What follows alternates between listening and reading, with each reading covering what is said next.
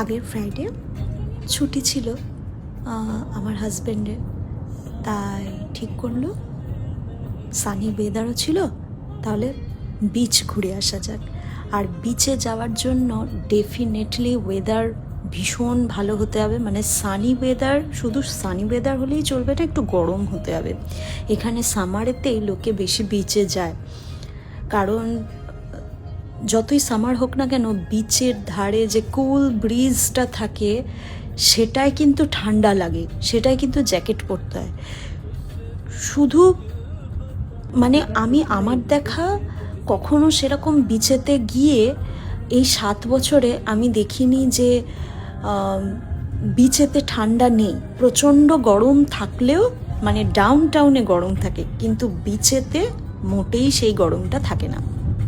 দেখো দূরে দেখা যাচ্ছে পাহাড়, পাহাড়টা পুরো থেকে ছোট বাড়িতে ভর্তি হয়ে গেছে, কিছুই আর বাদ থাকবে না, আরও কনজেস্টেড হয়ে যাবে। আর ওই যে দূরে ওই টাওয়ারটা দেখা যাচ্ছে, ওটাকে টুইন টাওয়ার বলে, টুইন পিক আর কি।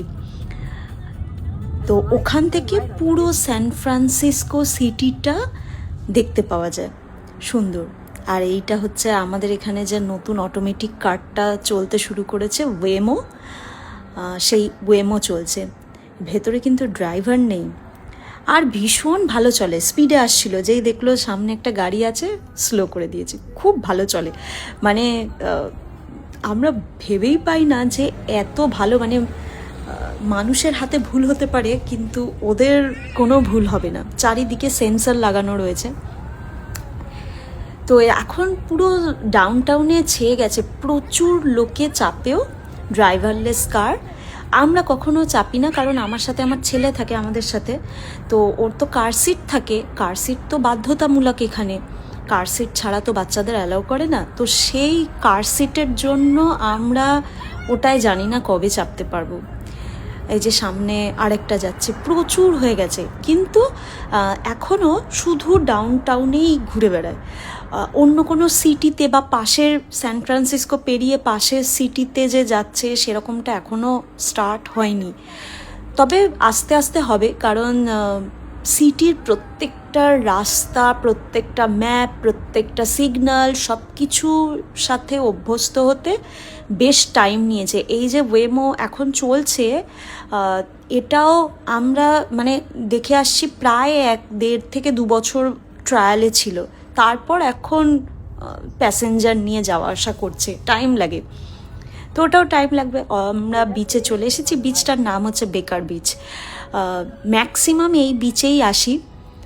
আর আজকে ব্রিজটা খুব ভালো দেখা যাচ্ছে, গোল্ডেন গেট ব্রিজ। আর এই যে টাইট পার্কিং, কোথাও পার্কিং নেই, একজন বেরোবে, তাকে জিজ্ঞাসা করা হয়েছে, সে বলেছে হ্যাঁ বেরোবো, তো বেরোবে, মানে আমরা সেখানে দাঁড়িয়েই আছি, এরকমই হয় এখানে, কারণ জায়গা তো পাওয়া যায় না, কে বেরোবে সেই জন্য। এখন তারা বিচ থেকে চান করে এসেছে, তাদের হাত পা মোছা থেকে শুরু করে সব কিছুই, আমরা গাড়ি বের করা সব কিছুই দেখলাম, দেখে তারপর বেরোলো যখন, তখন গাড়ি ঢোকাতে পারলো জায়গায়। আর এটা এখন আমরা এসেছি দুপুর 1টা নাগাদ, এখন ফাঁকা ফাঁকা অ্যাকচুয়ালি, কিন্তু যখন আমরা বাড়ি ফিরবো সেই টাইমটা মানে তখন সন্ধে 6টা বাজে, যদিও এখানে 6টায় তো রোদ খাখা করছে, তো পুরো ঠিক করছিল, মানে লোকে, মানে যেহেতু গরম, লোকে পরে পরে আরও আসছে। আর সেদিনকে এত গরম, আমি আমার মানে এত বছর আমি বেকার বিচে যাচ্ছি বা বিচে যাচ্ছি, এত গরম বসা যাচ্ছে না, ভীষণ ভীষণ গরম ছিল। আর অন্য সময় তো মারাত্মক ঠান্ডা হয়, মানে প্রচণ্ড গরমেও জ্যাকেট পরতে। আর এই ব্রিজটা, গোল্ডেন গেট ব্রিজ, অসাধারণ দেখতে লাগছে। অ্যাকচুয়ালি গোল্ডেন গেট ব্রিজের এই যে ভিউটা, এই ভিউটা কিন্তু সব সময়ের জন্য থাকে না, অনেক সময় হয় সামার, কিন্তু ক্লিয়ার ওয়েদার, কিন্তু যত আমরা ডাউন টাউনে ঢুকবো তত দেখবো আস্তে আস্তে মেঘলা হয়ে যাচ্ছে, কুয়াশা হয়ে যাচ্ছে। এমনি সমতলে তো তবু সব কিছু ক্লিয়ার, কিন্তু ব্রিজ পুরো কুয়াশায় ঢাকা, আর এমনইভাবে ঢাকা থাকে যে ওখানে যে একটা ব্রিজ এক্সিস্ট করছে সেটাই দেখতে পাওয়া যায় না। তো এদিনকে আমরা গিয়েছিলাম, ক্লিয়ার ওয়েদার, কোথাও এতটুকু ফগ নেই, ফগ উঠছে না, অনেক দূর অবধি দেখা যাচ্ছে, আর ব্রিজ তো উপরই পাও না, গোল্ডেন গেট ব্রিজ। তো ভীষণ সুন্দর লাগছিল। আর এই যে বালির সব খেলনা, এখানে তো সবাই খেলে, বাচ্চারা এরকম জানোই, বসে বসে খেলছিল। আর আমরা প্রথমে তো লাঞ্চ করলাম, তারপর আমাদের মনে হচ্ছে যে না, প্রচণ্ড গরম, এত গরমে থাকা যাবে না, তো তারপরে গিয়ে টেন্ট লাগানো হলো।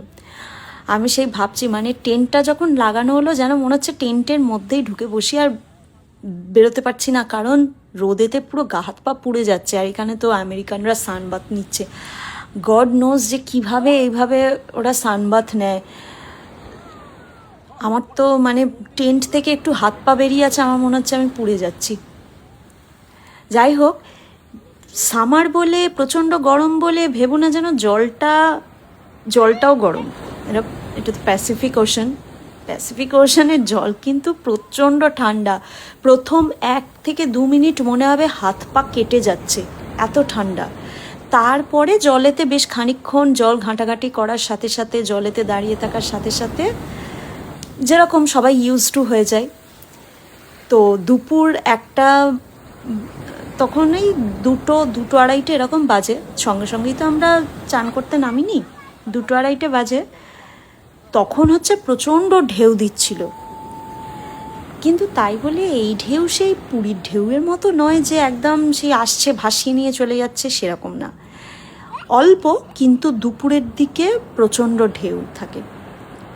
আর এইটা হচ্ছে ফায়ার ডিপার্টমেন্টের রেস্কিউ বোট। অনেক সময় অনেকে জলে ডুবে গেলে সেই জন্য এরা সব সময় ওখানেই ঘোরাফেরা করে। আর এদের সম্ভবত কোনো ট্রেনিং চলছিল, মানে কিভাবে কাউকে বাঁচাতে হয় সেই সব ট্রেনিং হয়তো চলছিল, তো অনেকক্ষণ এই জায়গাতে ঘোরাফেরা করছিল। কিন্তু আদারওয়াইজ আমরা যখনই যাই আমরা দেখতে পাই, এটা তো না হয় ট্রেনিং চলছিল বলে ওরা ঘুরছিল, এই রকম বোট কিন্তু খুব দেখা যায়। মানে ওরা মাঝে মাঝেই চক্কর মারতে থাকে, একটা জলে আর একটা হচ্ছে আকাশপথে, হেলিকপ্টার। বিচের ধারগুলোয় সমানে হেলিকপ্টার আর এই রেস্কিউ বোট সব সময় চক্কর মারে। একবার রেস্কিউ বোট আসে আর একবার ওপর দিয়ে হেলিকপ্টার আসে, ঠিক ওদের কোঅর্ডিনেশন আছে। তো এইখানে ওরা সুইম করছে, মানে ওই যেটা বললাম আর কি, ওরা অ্যাকচুয়ালি ট্রেনিং নিচ্ছে আর কি। বেশ, আমার ছেলে তো প্রচুর এনজয় করেছে, পাড়েই দাঁড়িয়েছিল, কারণ ও তো এখনও সুইমিং শেখেনি, অতটা অভ্যস্ত নয়, তাই ওকে ওইভাবে ছাড়া যাচ্ছিল না। ওখানেও গাড়ি নিয়ে মোটামুটি বসে খেলছিল। 3বার ধরে চান করতে নেমেছে, 3বার ধরে জামা কাপড় চেঞ্জ করছে, শুকোচ্ছে, আবার অন্য জামা কাপড় পরছে, আবার চান করতে নামছে। তারপর তো একটা টাইম দেখা গেল কতবার জামা কাপড় ভেজাবে, খালি গায়েই নেমে গেছে। যাকগে, এইটা দেখো কত ঢেউ, মানে ওই যেমন বললাম, এটা তো মানে সেই পুরীর সমুদ্রের ঢেউয়ের মতো নিশ্চয়ই নয়, কিন্তু এই ঢেউ আমাদের এখানে, মানে এই ঢেউই অনেক, এরকম ঢেউও জেনারেলি দেখতে পাওয়া যায় না। তো আমরা লাঞ্চ প্যাক করে এনেছিলাম, মানে লাঞ্চ দোকান থেকে নিয়েছিলাম, সেটাই আমরা খেয়েছিলাম। কিন্তু এই জলেতে ভিজতে থাকলে, ঢেউয়ে তারপর হাঁটাহাঁটি হচ্ছে, তাতেও প্রচণ্ড খিদে পেয়ে যায়।